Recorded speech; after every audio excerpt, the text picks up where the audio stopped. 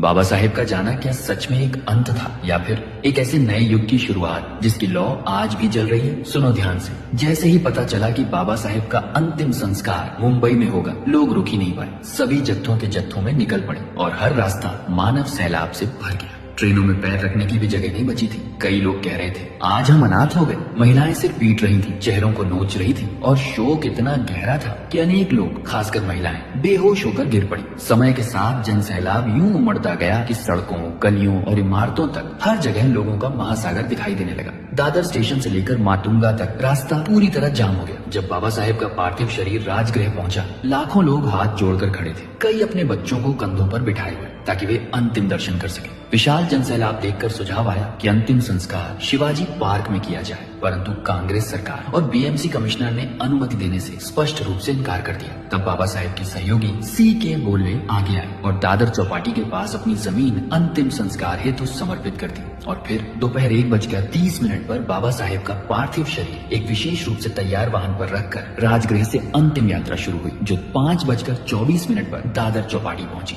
कई स्थानों पर मौन जनसागर अचानक गूंज उठा, बाबा साहेब की जय, बाबा साहेब अमर रहे। और इसी मौन सागर के बीच बाबा साहेब को चंदन की ऊंची विशाल चिता पर ऐसे रखा गया था कि जहां तक नजर जाए हर व्यक्ति अंतिम दर्शन कर सके। लेकिन अंतिम संस्कार शुरू होने से ठीक पहले दादा साहेब गायकवाड़ माइक पर आए और बोले, बाबा साहेब 16 दिसंबर को आपका हाथ पकड़कर आपको बुद्ध के धम्म की ओर ले जाने वाले थे, लेकिन आज उलटा हो गया। उनका शरीर चिता पर है, पर उनकी इच्छा हम यही पूरी करेंगे। जो लोग बौद्ध धम्म में अपनाना चाहते हैं हाथ उठाए। क्षण भर का मौन टूटा और पूरा समुद्र हाथों से भर गया। भदंतानंद कौशल्यायन ने वहीं उसी क्षण लगभग 10 लाख लोगों को धम्म दीक्षा दी। शोक के बीच जन्म लेती एक नई क्रांति। शाम 7:35 पर अंतिम संस्कार की विधि शुरू हुई और जब यशवंत आम्बेडकर ने चिता को अग्नि दी, तब पहली लौ उठी और बाबा साहेब धीरे धीरे पंच तत्वों में विलीन होते चले गए। वह दृश्य इतना दर्दनाक था कि हवा तक एक भारी आह जैसी महसूस हो रही थी। अगली सुबह 8 दिसंबर 1956 को दादर श्मशान से बाबा साहेब की अस्थियां यशवंत आम्बेडकर ने एकत्रित की और उस पवित्र क्षण में लगभग 3 लाख लोग मौन श्रद्धांजलि में खड़े थे। जो 6 दिसंबर को नहीं पहुंच पाए थे, वे आज पूरी विनम्रता से सिर झुकाए खड़े थे। वहीं भदंत आनंद कौशल्यायन ने त्रिशरण और 22 प्रतिज्ञाओं के साथ लगभग 1,50,000 लोगों को धम्म दीक्षा दी। बाबा साहेब की अस्थियां केसरिया वस्त्र में लिपटी हुई एक खुले वाहन में रखी गई और लगभग 3 लाख लोगों की अंतिम श्रद्धांजलि यात्रा